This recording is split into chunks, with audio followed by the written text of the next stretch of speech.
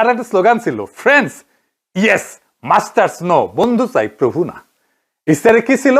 সীমান্তে গুলিবর্ষণ বন্ধ করতে কঠোরতম অবস্থান, হাসিনা আমলের সব বিদ্যুৎ জ্বালানি চুক্তির পূর্ণ পর্যালোচনা, তিস্তার পানি, ফারাক্কা চুক্তি, এই সমস্ত বালসাল মেলা কিছু বলছিল।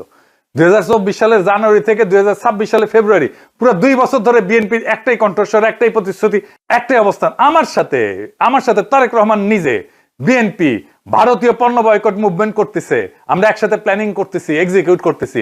আর এই খলিলুর রহমান আমাদের সেই ভারতীয় পণ্য বয়কট মুভমেন্টের ন্যারেটিভ তৈরি করতে হেল্প করতেছেন। এই ছিল চুক্তি জনগণের সাথে ভোটের আগে। এখন প্রশ্ন, ক্ষমতা এসে এই চুক্তি কি ছুঁড়ে ফেলছে বিএনপি? আসেন এক এক করে দেখি। প্রথমে আদানি।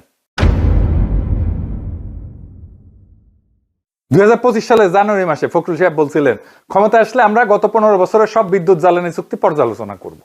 ওই দিন ফখরুলের পাশে বসেছিল ইকবাল হাসান মাহমুদ টুকু, একটা রিপোর্ট উপস্থাপন করছিলেন উনি। সেই রিপোর্টের নাম ছিল বিদ্যুৎ জ্বালানি খাতের দুর্নীতি। টুকু সাহেব সেদিন স্পষ্ট করে বলছিলেন, এই চুক্তিগুলো ক্লোজ টেন্ডার করা হয়েছে, আইনি প্রক্রিয়াকে পাশ কাটায়, ক্ষমতাসীন দলের পছন্দের ব্যক্তিদের সুবিধা দেওয়ার জন্য। ক্লোজ টেন্ডার মানে অবৈধ প্রক্রিয়া, ক্ষমতা আসলে পর্যালোচনা করা হবে, বাতিল করা হবে, এটাই ছিল প্রতিশ্রুতি। নিজেরাই বলছে, আমরা বলি নাই। সে একই ইকবাল হাসান মাহমুদ টুকু শপথের দিন সাংবাদিকরা তাকে ঘিরে ধরে জিজ্ঞেস করলেন, স্যার আদানি চুক্তি কি বাতিল হবে? মন্ত্রী কি উত্তর দিলেন ইংরেজি, I need to do homework, we need to do lots of brainstorming. আমাকে হোমওয়ার্ক করা লাগবে, প্রচুর ব্রেনস্টর্মিং করতে হবে, মানে মগজের ঝড় তোলা লাগবে। এই জন্য সুপুরে এদের এত পছন্দ। হ্যাঁ দেখেন, বুঝলাম না, ঝড় উঠুক না কেন, আমি তো ঝড় উঠাচ্ছি এখানে, ঝড় উঠুক। দেখেছেন ঝড় তুলতে পারে চুপ্পু, সেই জন্য ওকে এত পছন্দ। টুকু ভাই আপনার হোমওয়ার্ক লাগবে কেন? 14 মাস আগে কি হোমওয়ার্ক করেছিলেন? ক্লোজ টেন্ডার আইনি প্রক্রিয়া ভেঙে করা হয়েছে, এটা আপনি কইছিলেন। পছন্দের লোককে সুবিধা দেওয়া হয়েছে, আপনি কইছিলেন। এই তথ্য আপনার হাতে তখন ছিল। সেই তথ্য এখন 14 মাসে গায়েব হয়ে গেল? নাকি তথ্য বিরোধী দলে থাকার জন্য ছিল, মন্ত্রী হওয়ার পরে আর দরকার নাই? নাকি তখন হুদাই করেছিলেন বালসাল, মানুষজনকে ভাত তাপ্পা দেওয়ার জন্য, প্রতারণা করার জন্য? এরপরে ব্লুমবার্গ একটা রিপোর্ট প্রকাশ করলো, এখানে লেখা হইলো বিএনপি সরকার আদানি চুক্তি বাতিল করবে না, বিএনপি সরকার আদানি চুক্তি নেগোশিয়েট করবে, দাম নিয়ে দর কষাকষি হবে, চুক্তি থাকবে। বাহ, সব বরাবর হয়ে গেছে ইন্ডিয়ার সাথে, বুঝেছাও? বাতিলের প্রতিশ্রুতি ছিল, হইলো রিনেগোসিয়েশন, দেখাইলো মুরগি, খাওয়াইলো ডাল। এই হইতেছে বিএনপি। তো এই রিনেগোসিয়েশন কি হঠাৎ 16 ফেব্রুয়ারি পরে হয়েছে? হয়নি। এই সিদ্ধান্তের প্রস্তুতি অনেক আগে থেকেই চলতেছিল, এবং সে প্রস্তুতির একটা মুখ ছিল, একটা নাম ছিল শামা ওবায়েদ। 2024 সেপ্টেম্বরে প্রণয় ভার্মার সাথে বিএনপির যে প্রতিনিধি দল বৈঠক করছিল, সেখানে 4 জন ছিল। তার একজন ছিল শামা ওবায়েদ। কে করছিল? ফখরুল, সালাউদ্দিন, নিতাই রায়চৌধুরী এবং শামা ওবায়েদ। এবার বুঝেছেন তো নিতাই রায়চৌধুরী কোন কোটায় সংস্কৃতি মন্ত্রী হয়েছে? ইন্ডিয়া তার ন্যারেটিভ বাংলাদেশে পুশ করে আর্ট কালচার দিয়ে, সেই ফ্রন্টে কেন নিতাই রায়চৌধুরী? বুঝেছেন তো? যাই হোক, শামা ওবায়েদের প্রসঙ্গ আছে। নিতাই রায়চৌধুরী সবসময় ইন্ডিয়ার সাথে মিটিং এ থাকে, আমি পরে আবার দেখাবো। শামা ওবায়েদ কে? বিএনপির সেক্রেটারি জেনারেল ছিল প্রয়াত KM ওবায়দুর রহমানের কন্যা। এবং গুরুত্বপূর্ণ তথ্য হইতেছে 2025 সালের নভেম্বর পর্যন্ত এই শামা ওবায়েদ ছিল আমেরিকান নাগরিক, 2টা পাসপোর্ট। বছরের পর বছর এই শামা ওবায়েদ জানুয়ারি 2025 একটা সাক্ষাৎকার দিচ্ছেন। কাকে? ANI, এশিয়ান নিউজ ইন্টারন্যাশনাল, ভারতীয় সংবাদ সংস্থা, বিজেপির মাউথপিস, দিল্লি ভিত্তিক। ANI তাকে আদানি নিয়ে প্রশ্ন করলো, কি উত্তর দিলেন? নিজের কথায় পড়ে শোনায়, ইংরেজি যেহেতু কইছে তাহলে ঠিকই কইছে। এটা বাংলা হইতেছে, বাংলাদেশ একটা উন্নয়নশীল দেশ, শিল্পায়নের জন্য ক্লিন এনার্জি দরকার। আদানি গ্রুপ আগে এসে জ্বালানি প্রকল্পে যে বিনিয়োগে আগ্রহ দেখাইতেছে, এটা একটা পজিটিভ ব্যাপার। হ্যাঁ, বিএনপির নেতা ভারতীয় সংবাদ সংস্থাকে কইতেছে পজিটিভ আদানির বিষয়টা। নির্বাচনের 1 বছর আগে ইস্তেহারে লেখা হলো হাসিনা আমলের বিদ্যুৎ জ্বালানি চুক্তির পর্যালোচনা করা হবে। স্ট্যান্ডিং কমিটির সদস্যরা বলছিলেন ক্লোজ টেন্ডার অবৈধ, বাতিল হবে, ফ্রেন্ডস ইয়েস মাস্টার্স নো। একদিকে দলের আনুষ্ঠানিক অবস্থান, অন্যদিকে দলের আর একজন নেতা ভারতীয় মিডিয়াকে দিতেছে আদানির জন্য পজিটিভ সার্টিফিকেট। 2টা অবস্থান একসাথে চলতেছিল। সামনে বাতিলের বক্তৃতা, পিছনে আদানিকে সবুজ সংকেত। এভাবেই চলে দুই দিকে, বিএনপির 2 দিকে। সামনে এক জিনিস, গোয়াত আর এক জিনিস বিএনপি। এই শামা ওবায়েদের বাবা কে ছিলেন জানেন? KM ওবায়দুর রহমান। ওনারা না চিনলে শামা ওবায়েদের সিলসিলা বোঝা যাবে না। KM ওবায়দুর রহমান কে ছিলেন? আসেন সেটা দেখি। KM ওবায়দুর রহমান প্রথম উল্লেখযোগ্য আওয়ামী লীগ নেতা, ছাত্রলীগ নেতা, যে বিএনপির মহাসচিব হয়েছিলেন। এই ফজা পাগলা প্রথম বিএনপি না, আর এই হাবিবুর রহমান হাবিব প্রথম বিএনপি না, ছাত্রলীগ থেকে। 1970-এর নির্বাচনে এমপি হয়েছিল, মুজিব আমলে প্রতিমন্ত্রী ছিল তার বাপ। বাকশালের নেতা, খন্দকার মোস্তাকের মন্ত্রী, আবার বিএনপির ভাঙ্গা আলাদা বিএনপি করেছিল 1988 সালে। এটা হয়তো অনেকে জানে না, কিন্তু মাথায় রাখেন এই শ্যামা ওবায়দের পরিবারে আওয়ামী সিলসিলার উত্তরাধিকার আছে। এবার আসি সীমান্ত হত্যার প্রশ্নে। শপথের মতো 12 দিন পরে প্রণয় ভার্মা সচিবালয়ে আসলে, মানে শিলং সালাউদ্দিনের দপ্তরে সালাউদ্দিন সাহেবের সাথে দেখা করতে। বৈঠক হলো ঘন্টাখানিক। বৈঠকের পর সালাউদ্দিন সাহেব বললেন, আমরা সীমান্তে কোনো হত্যাকাণ্ড দেখতে চাই না। ভারতীয় পক্ষ এই বিষয়ে আন্তরিক বলে জানিয়েছেন। আরে মরে যাই, কত আন্তরিক। বেশ কিছু অমীমাংসিত বিষয় আলোচনার মাধ্যমে সমাধান সম্ভব। আমরা প্রতিবেশী ভারতের সাথে পারস্পরিক সম্মান ও মর্যাদার ভিত্তিতে সম্পর্ক চাই। 16 মাস আগে এই লোকই কইছিল ব্লাড স্পোর্ট, মানে ওই যে স্থায়ী কমিটির মেম্বাররা যে বিবৃতি দিছে, রক্তের হোলি খেলা বলছিল এই লোক। দিল্লির নৃশংসতার অভিযোগ করছিল এই লোক, এই শিলং সালাউদ্দিন। কিভাবে সে কথা ঘুরায়, জাতিসংঘে যাওয়ার দাবি করছিল। এখন একই ব্যক্তি বলতেছে ভারতীয় পক্ষ আন্তরিক, আলোচনায় সমাধান হবে। হাসিনাও তো একই কথা কইতো, পারস্পরিক সম্মান আর মর্যাদা, জাতিসংঘের নাম নাই, ব্লাড স্পোর্টস এর উল্লেখ নাই, রক্তের হোলি খেলার উল্লেখ নাই, দিল্লির নৃশংসতার কথা নাই। 16 মাসের মধ্যে ভারত কি হঠাৎ ভালো হয়ে গেছে? হ্যাঁ, হঠাৎ বদলে গেছে? বিএসএফ কি হঠাৎ ফুল নিয়ে সীমান্তে দাঁড়াইছে? পাখি শিকারের বদলে কি তারা শান্তির পায়রা উড়ানো শুরু করছে? কিছুই বদলায়নি। বদলাইছে শুধু পদ। বিরোধী দলে থাকার সময় যে ভাষা ছিল, ক্ষমতায় আসার সাথে সাথে সে ভাষাটা উধাও হয়ে গেছে। কেন হয়েছে সেটা তো আমরা দেখতেছি। কারণ হইতেছে ঘুটু, ইন্ডিয়ার সাথে ঘুটু। এইবার আসেন, খলিলুর রহমান নায়ার গেছিল না কয়েকদিন আগে ইন্ডিয়ায়। সেখানে কি হয়েছিল? 18 এপ্রিল 2026 দিল্লি গেল, নায়ার গেল, বিএনপির মন্ত্রীরা 3 দিনের সফরে। এইটা পররাষ্ট্রমন্ত্রী হিসেবে খলিলুর রহমানের প্রথম ভারত সফর, বাংলাদেশ সরকারের সরকারি সফর। সফরকালে একটা চিঠি হস্তান্তর করলেন। চিঠিতে তারেক রহমান নিজে স্বাক্ষর করছে। চিঠিতে তিনি নিজেকে কি হিসেবে লিখছেন? 2 পরিচয় একসাথে, chairman of BNP, prime minister of Bangladesh. দলের চেয়ারম্যান, রাষ্ট্রের প্রধানমন্ত্রী, তাই তো? এই চিঠিতে প্রাপককে ভারতের ক্ষমতাসীন দল বিএনপির সভাপতি নীতিন নবী, একটা দলের সভাপতি, ভারত সরকারের কেউ না। বিষয়, তারেক রহমান বিজেপির সভাপতিকে বাংলাদেশ সফরে আমন্ত্রণ জানাইতেছেন। এই চিঠিটা কে পৌঁছে দিল? হুমায়ুন কবির আর খলিলুর রহমান, মানে সরকারের লোক। চিঠি কার হাতে পৌঁছাইলো? বিজেপির পররাষ্ট্র বিভাগের প্রধান বিজয় সোঠাওয়ালের হাতে। পরে নীতিন নবীনকে হস্তান্তর করবেন ওই চিঠিটা। এবং সোঠাওয়ালের পাশে ছিল শিশির বাজরিয়া। আমরা শিশির বাজরিয়া কে এটা আমরা দেখবো। এটা খুব ইম্পর্টেন্ট ক্যারেক্টার। 15 বছর ধরে বিএনপি এবং আওয়ামী লীগের 2 দলের সাথে সম্পর্ক রাখছিল। এই বিষয়টা একটু ভালো করে বোঝা দরকার। কূটনীতিতে একটা স্ট্যান্ডার্ড কাঠামো আছে বিশ্বজুড়ে, সব দেশ মানে। প্রধানমন্ত্রী কথা বলবেন প্রধানমন্ত্রীর সাথে, রাষ্ট্রপতি কথা বলবেন রাষ্ট্রপতির সাথে, পররাষ্ট্রমন্ত্রী কথা বলবেন পররাষ্ট্রমন্ত্রীর সাথে। সমপদের সাথে সমপদ বরাবর হইতে হবে। স্ট্যাটাস, রাষ্ট্রের সাথে রাষ্ট্র, এটাকে বলে স্টেট টু স্টেট ডিপ্লোমেসি। 1961 সালে ভিয়েনা কনভেনশনের পর থেকে সব এই কাঠামো সব দেশ মানে, এটা মানাটাই রীতি। দল আর দলের সম্পর্ক আছে। বিএনপির সাথে বিজেপির সম্পর্ক থাকতে পারে, বিএনপির সাথে নেতা নেওয়া দলের সম্পর্ক থাকতে পারে, আছেও মনে হয়, সেটা আলাদা কথা। দলীয় সভাপতি অন্য দেশের দলীয় সভাপতিকে লিখবেন দলের পক্ষ থেকে, এটাও স্বাভাবিক। বিএনপির চেয়ারম্যান বিজেপির সভাপতিকে লিখতে পারে, তারেক রহমান অ্যাজ বিএনপির চেয়ারম্যান বিজেপির সভাপতিকে লিখতেই পারে, কোনো সমস্যা নাই। কিন্তু এই 2 চ্যানেল আলাদা করে থাকতে হবে, মিশাতে হয় না। কারণ দল ব্যক্তিগত প্রতিষ্ঠান, রাষ্ট্র জনগণের প্রতিষ্ঠান, দুইটার উদ্দেশ্য আলাদা।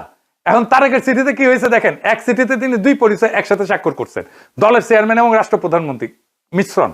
এই চিঠির প্রাপক একজন দলীয় সভাপতি, সরকারি কেউ না। অর্থাৎ এক পক্ষ দল, এতটা এক পক্ষ দল এবং রাষ্ট্র, অন্য পক্ষ শুধু দল, এটাকে বলে অ্যাসিমেট্রি। চিঠি বহন করতেছে কে? একজন সরকারি উপদেষ্টা, সরকারি সফরে, সরকারি বিমানে, রাষ্ট্রের সময়, রাষ্ট্রের সম্পদ, রাষ্ট্রের মর্যাদা সবকিছু দলীয় সম্পর্কের সেবায়। এই ধরনের আচরণ বহুদলীয় গণতন্ত্রে কোথাও হয় না, কোথাও না। লেবার পার্টির নেতা ইউকের প্রধানমন্ত্রী হইলে তিনি ভারতের বিজেপি সভাপতিকে প্রধানমন্ত্রী হিসেবে চিঠি লেখেন না, লিখলে ব্রিটিশ সংসদে তুলকালাম হবে।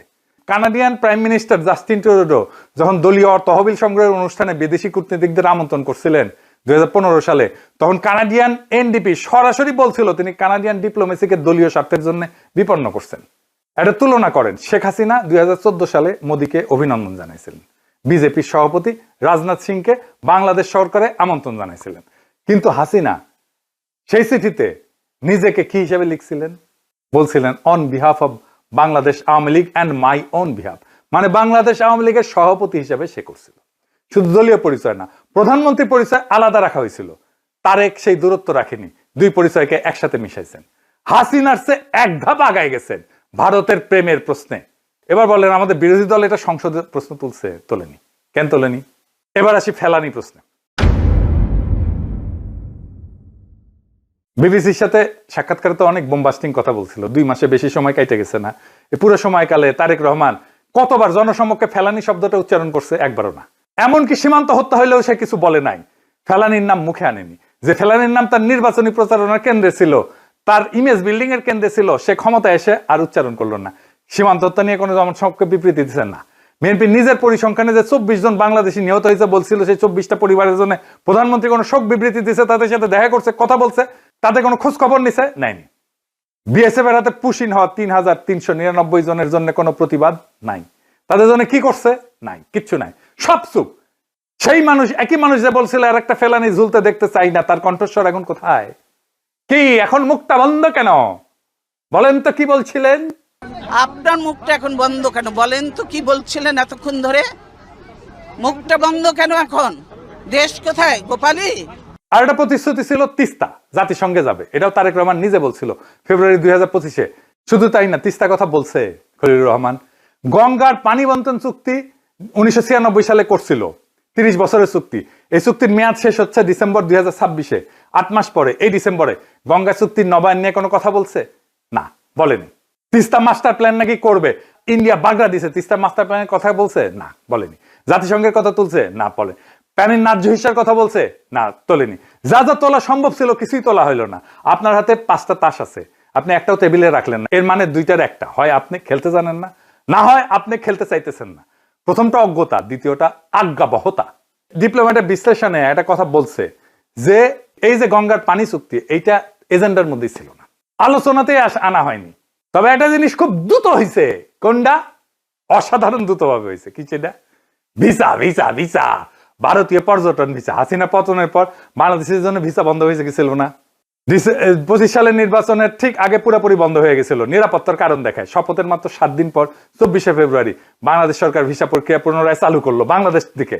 7 দিন হিসাব মিলান, আদানি চুক্তি বাতিল, হোমওয়ার্ক দরকার, সীমান্ত হত্যা তদন্ত দরকার, আলোচনায় সমাধান, তিস্তায় জাতিসংঘ অনুপস্থিত, গঙ্গা চুক্তির নবায়নের চাপ, এগুলো অনুপস্থিত, ফেলানির নাম উচ্চারণ শূন্য, ভিসা 7 দিন।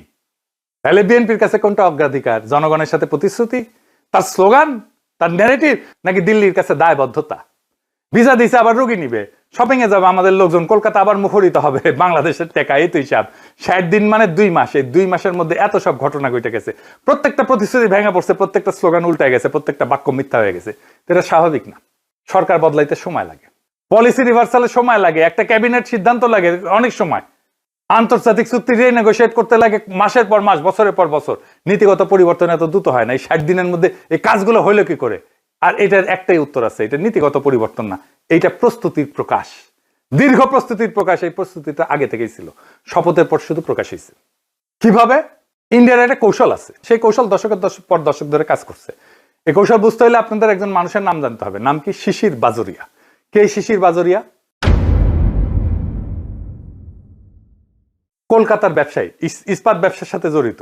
এই পর্যন্ত সাধারণ তথ্য, কিন্তু গুরুত্বপূর্ণ তথ্য হইতেছে শিশির বাজারিয়া শুধু ব্যবসায়ী না, তিনি বিজেপির সদস্য, তাও সাধারণ সদস্য না, ওভারসিজ ফ্রেন্ডস অফ বিজেপি এই সংগঠনের কোর কমিটির সদস্য। ওভারসিজ ফ্রেন্ডস অফ বিজেপি এটা কি?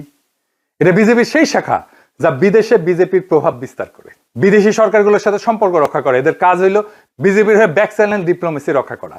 এই শিশির বাজারিয়া তিনি এমন একজন মানুষ যে বাংলাদেশের প্রধান 2 দলের শীর্ষ নেতৃত্বের সাথে দীর্ঘদিনের সম্পর্ক বজায় রাখছে, বিএনপির সাথেও আওয়ামী লীগের সাথেও, একসাথে 15-20 বছর ধরে। এটা আকস্মিক না, এটা কাকতালীয় না, এটা পরিকল্পিত কৌশল। কৌশলটা কি? ভারত কখনো একটা ঘোড়ার উপরে বাজি ধরে না, সামনে একটা সম্পর্ক রাখে, পিছনে অন্যটা। কূটনীতির ভাষায় এই কৌশলকে বলে ফ্রন্ট চ্যানেল এবং ব্যাক চ্যানেল ডিপ্লোমেসি, মানে সামনে পিছনে 2 দিক দিয়ে লাগায়। এজন্য 2024-এ হাসিনা যখন পড়লো, ফ্রন্ট চ্যানেল বন্ধ হইলো, কিন্তু ভারতকে অসহায় হয়ে গেল না, ব্যাক চ্যানেল সেদিনই সামনে এসে নতুন ফ্রন্ট চ্যানেল হয়ে গেল। এটা শুধু থিওরি না, এটা আপনাকে দলিল সহ দেখাইতেছি। এই যে দিল্লি সফরে গেল খলিলুর রহমান, না তারা গেছে বিজেপির সদর দপ্তরে 11 অশোকা রোডে। বৈঠকে সারা কথা জানিয়ে আসছে কারা? 2 জন, একজন বিজয় চৌঠাইলাল বিজেপির ফরেন অ্যাফেয়ার্স ডিপার্টমেন্টের ইনচার্জ, আর একজন শিশির বাজোরিয়া, সেই একই বাজোরিয়া। আকস্মিক না, পরিকল্পনা। ভারত কখনো বিএনপির দরজা বন্ধ হইতে দেয়নি। দেখেন না, আমির খসরু মাথা নিচু করে আছে অমিত শাহের সামনে। ওরা জানে একদিন এই দরজা কাজে লাগবে, সেই দিন আসছে। এবার আসেন খলিলুর রহমান আর অজিত দোভালের লম্বি কাহিনী। খলিলুর রহমানকে নিয়োগ দেওয়া হয়েছিল হাই রিপ্রেজেন্টেটিভ রোহিঙ্গা ইস্যু নিয়ে এবং প্রায়োরিটি অ্যাফেয়ার্স, উপদেষ্টা পদমর্যাদা, কিন্তু পদটা মনে রাখেন, রোহিঙ্গা প্রশ্নে উপদেষ্টা, নিরাপত্তা সংক্রান্ত কোনো পদ না, জাতীয় নিরাপত্তা কাঠামোর সাথে কোনো সম্পর্ক নাই, শুধু একটাই বিষয় রোহিঙ্গা সমস্যা। এই পর্যন্ত ঠিক আছে। এবার আসল ঘটনা। 3 এপ্রিল 2025 ব্যাংককে সাংগ্রিলা হোটেলে গ্র্যান্ড বলরুমে বিমস্টেকের সম্মেলন হইতেছে। নৈশভোজ, 7 দেশের নেতারা উপস্থিত। বাংলাদেশে প্রফেসর ইউনূস আছে, মোদি আছে, থাইল্যান্ড, মিয়ানমার, বা নেপাল, ভুটান, শ্রীলঙ্কা সবাই আছে। কিন্তু আমি আপনাদের আজকে একটা দেখাবো, একটা ছবি যা বাংলাদেশের প্রধান উপদেষ্টা পেস উইং নিজেই প্রকাশ করছিল। এই যে এই ছবিটা দেখেন, ছবিতে দেখা যাচ্ছে এক টেবিলে বসে আছে দুইজন, একজন অজিত দোভাল আর একজন খলিলুর রহমান। খলিলুর রহমান সেই সময় বাংলাদেশের সিকিউরিটি অ্যাডভাইজার না, পররাষ্ট্রমন্ত্রীও না। তাহলে দোভালের সাথে তার কি খাম? দোভালের সাথে দীর্ঘক্ষণ কথা বললেন, কি কথা বললেন এই কথাটা আন্দাজ করতে হবে না। ভারতের পররাষ্ট্র মন্ত্রণালয়ের একজন সিনিয়র কর্মকর্তা ম্যাগাজিনকে বিস্তারিত বলছে, তার কথা হইতেছে দোভাল খলিলুরের সাথে ফ্র্যাঙ্ক আলোচনা করছেন, ভারতের কাছে কি কি সম্পূর্ণ আনঅ্যাকসেপ্টেবল সে তালিকা তিনি সরাসরি দিচ্ছেন। সবচেয়ে গুরুত্বপূর্ণ বিষয়, বাংলাদেশ থেকে ভারত বিরোধী কার্যকলাপ পরিচালনা করা। একজন রোহিঙ্গা প্রতিনিধির সাথে ভারতের ন্যাশনাল সিকিউরিটি অ্যাডভাইজার কেন বসবেন? রোহিঙ্গা সংকট নিয়ে কথা বলতে, নাকি ভারতের রেড লাইন জানাইতে? আরো একটা বিষয় দোভাল তুলছেন, ইউনিসের চীন সফরের সময় একটা বিবৃতি, যেখানে ইউনুস বলছিলেন যে ভারতের উত্তর পূর্ব একটা ল্যান্ডলক অঞ্চল, যেটা চীনের বিনিয়োগে বাংলাদেশের মাধ্যমে উপকৃত হতে পারে। দোভাল এই বিবৃতি নিয়ে খলিলুরকে প্রশ্ন করে, খলিলুর ব্যাখ্যা দিয়েছেন, দোভাল সন্তুষ্ট হয়নি। একটা রাতের ডিনারে খলিলুর রহমান কি হয়ে গেলেন, একজন রোহিঙ্গা বিষয়ক হাই রিপ্রেজেন্টেটিভ থেকে ভারতের ন্যাশনাল সিকিউরিটি অ্যাডভাইজারের চোখে বাংলাদেশের পক্ষ থেকে ভারতের নিরাপত্তা, উদ্বেগ, জবাবদিহিতার দায়িত্বে থাকা একজন সর্বোচ্চ পর্যায়ের ইন্টারলোকেটর। 3 এপ্রিল এই ডিনার হইল না 9 এপ্রিল, মাত্র 6 দিন পরে বাংলাদেশ সরকার গেজেট নোটিফিকেশন দিয়ে খলিলুর রহমানকে সিকিউরিটি অ্যাডভাইজার বানাইল। এটা কোনো দুর্ঘটনা না, এটা একটা সিগন্যাল। দিল্লি সেই রাতে বুঝাইছিল এই মানুষটা আমাদের সাথে কথা বলতে পারে। কোন সুস্থ রাষ্ট্রে এভাবে ন্যাশনাল সিকিউরিটি অ্যাডভাইজার বাছাই করা হয় না। একটা দেশের ন্যাশনাল সিকিউরিটি অ্যাডভাইজার যিনি সর্বোচ্চ গোপন সামরিক তথ্য জানেন, সামরিক বাহিনীর সাথে সমন্বয় করবেন, গোয়েন্দা সংস্থার তদারকি করবেন, তার নিয়োগের ভিত্তি হয় দেশের ভিতরের বিবেচনা। ভারতের এনএসএ টেবিলে ফ্র্যাঙ্ক ডিসকাশনের 5 দিন পরে না। এরপরে খলিলুর রহমান কি করলেন? তার প্রথম কয়েকটা বিদেশি সফর কোথায় গেলেন দেখেন, 5 মাসের মধ্যে 4 বার। একটা জায়গায় দোহা, কাতারের রাজধানী, 26 মে, 26 জুলাই, 28 আগস্ট, 25 নভেম্বর, 4 বার 5 মাসে একই ফ্লাইটে বারবার। দোহা কেন বারবার? কাতার বাংলাদেশের কোনো স্ট্র্যাটেজিক পার্টনার না, বাণিজ্যিক অংশীদারিত্ব সীমিত, সীমান্ত বিরোধ নাই, সামরিক চুক্তি নাই, বড় বিনিয়োগ নাই। দোহাতে বাংলাদেশের সিকিউরিটি অ্যাডভাইজারের কাজ কি? সহজ উত্তর, দোহাতে অন্য কেউ ছিল। দোহাতে আছে আমেরিকার আল উদেইদ এয়ারবেস, বিশ্বের বৃহত্তম সামরিক স্থাপনাগুলোর একটা। আমেরিকার সেন্টকম, মধ্যপ্রাচ্যের সামরিক অপারেশনের নিয়ন্ত্রণ করে যে কমান্ড, সেটার ফরওয়ার্ড হেডকোয়ার্টার এখানে। এই সফরের মাসগুলোতে ঢাকায় মার্কিন charge d'affaires Tracy Jacobson দোহায় ছিলেন। বাংলাদেশের নিরাপত্তা সূত্রে বরাত দিয়ে রিপোর্ট করছেন, খলিলুর, জ্যাকবসন এবং সেন্টকমের কর্মকর্তাদের সমন্বয়ে বৈঠক হয়েছে। আমেরিকার সাথে কি আলাপ? আলাপ একটাই। আমি বারবার বলছি, হাসিনার আমলে ফ্রন্ট সিটে ভারত আর তারে সাপোর্ট দিছে আমেরিকা। ইউনুসের আমলে আমেরিকা ফ্রন্ট সিটে আর ভারত থেকে আসে সাপোর্ট। তাই খলিলুর রহমানকে বারবার দোহায় যাইতে হয়। এরপর দোভাল নিজে খলিলুর রহমানকে আমন্ত্রণ জানাইলেন কলম্বো সিকিউরিটি কনফারেন্স, 7ম এনএসএ পর্যায়ের বৈঠক দিল্লিতে। তো 20 নভেম্বর ঠিক হইলো, তিনি যাবেন 19 নভেম্বর, কিন্তু গেলেন 18 নভেম্বর, একদিন আগে সন্ধ্যায়। একদিন আগে কেন? কেউ পরিষ্কার করে বলেননি, আনুষ্ঠানিক ব্যাখ্যা নেই। এটা নিয়ে কূটনৈতিক মহলে ব্যাপক আলোচনা হয়েছিল। একদিন আগেটা গুরুত্বপূর্ণ। একদিন আগে যাওয়ার অর্থ কি? অর্থ আনুষ্ঠানিক মাল্টিল্যাটারাল বৈঠকের আগে আলাদা প্রাইভেট সময়, দোভালের সাথে, জয়শঙ্করের সাথে, অথবা অন্য কারোর সাথে, আমরা তো জানি না, যে সময়ের কোনো রেকর্ড থাকবে না। এই সময়টা আরো ক্রিটিক্যাল হয়ে ওঠে আরেকটা কারণে। এই বৈঠকের ঠিক 48 ঘন্টা আগে 17 নভেম্বর হাসিনাকে মৃত্যুদণ্ড দিছে আন্তর্জাতিক অপরাধ ট্রাইব্যুনাল। হাসিনা তখন দিল্লিতে আশ্রিত, ভারত তাকে রক্ষা করতেছে, প্রত্যাবর্তন অনুরোধ উপেক্ষা করছে। এই বিস্ফোরণ মুহূর্তে যখন ঢাকার সাথে দিল্লির সম্পর্ক 2 দশকের সবচেয়ে তিক্ত অবস্থানে, তখন দোভাল ডাকলেন, খলিলুর গেলেন, 2 এনএসএ একসাথে দীর্ঘ আলোচনায় বসলেন। বৈঠক শেষে খলিলুর কি করলেন? দোভালকে বাংলাদেশ সফরে আমন্ত্রণ দিলেন, নিজে দিলেন। যে দেশের ট্রাইব্যুনাল 48 ঘন্টা আগে সাবেক প্রধানমন্ত্রীকে মৃত্যুদণ্ডাদেশ দিছে, সেই দেশের এনএসএ সেই মৃত্যুদণ্ডপ্রাপ্ত ব্যক্তির প্রোটেক্টরকে নিজ দেশে আমন্ত্রণ জানাইতেছেন। শুধু আমন্ত্রণ না, দেশের সম্মানের নামে আমন্ত্রণ। এই আমন্ত্রণ কার পক্ষ থেকে? জনগণের পক্ষ থেকে, যে জনগণ জুলাই অভ্যুত্থানে হাসিনার বিরুদ্ধে রাস্তায় জীবন দিছে। অনেকে বলে প্রফেসর ইউনূস নাকি জুলাই অন্তঃপ্রাণ। জুলাই অন্তঃপ্রাণ। দেখেন, যে জনগণ দিল্লি না ঢাকা বলে স্লোগান দিছিল, সেই জনগণের পক্ষ থেকে খলিলুর রহমান প্রফেসর ইউনূসের নিরাপত্তা উপদেষ্টা অজিত দোভালকে বাংলাদেশে আমন্ত্রণ জানায়। এই আমন্ত্রণ জনগণের পক্ষ থেকে না, এই আমন্ত্রণ সেই বন্দোবস্তের পক্ষ থেকে, কাঠামোর পক্ষ থেকে, যে কাঠামোর কথা আমি এপিসোডের শুরু থেকে বলে আসতেছি, যে কাঠামো হাসিনার সাথে টিকে থাকতো, ইউনূসের সাথে টিকছে, এখন তারেকের সাথেও টিকবে। ইউনূস সরকারের 18 মাসের পুরো আমল, এটাই সবচেয়ে উচ্চ পর্যায়ের ভারত সম্পৃক্ততা।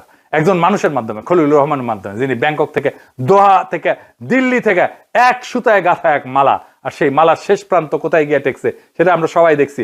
17 ফেব্রুয়ারি 2026 সে একই খলিলুর রহমান তারেক রহমানের ক্যাবিনেটে পররাষ্ট্রমন্ত্রী।